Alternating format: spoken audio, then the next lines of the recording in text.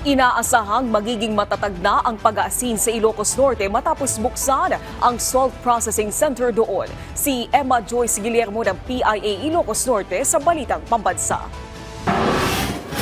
Inaasahang lalong uunlad ang salt-making industry sa Burgos, Ilocos Norte matapos buksan ng Department of Science and Technology ang Gourmet Salt Processing at Analysis Center doon nitong Martes.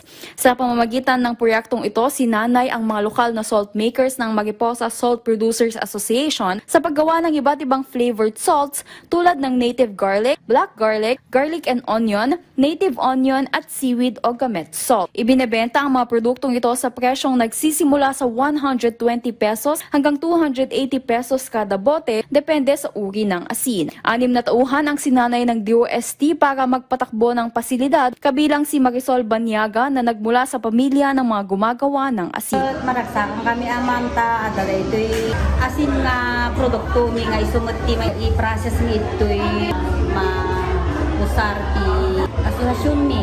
Ayon kay DOST Region 1 Director Teresita Tabaog, sa pamamagitan ng bagong pasilidad na ito, hindi lamang nabibigyan ng bagong halaga at pagkakakilanlan ang lokal na asin na Burgos, kundi nagiging daan din ito para sa mas malawak na oportunidad sa merkado at mas matatag na kabuhayan para sa mga salt makers sa lugar. You can consider this as a specialty salt. Wala pa naman sa Pilipinas ito. And what we thought is come up with a product, nandun ang source of main raw mat Burgos.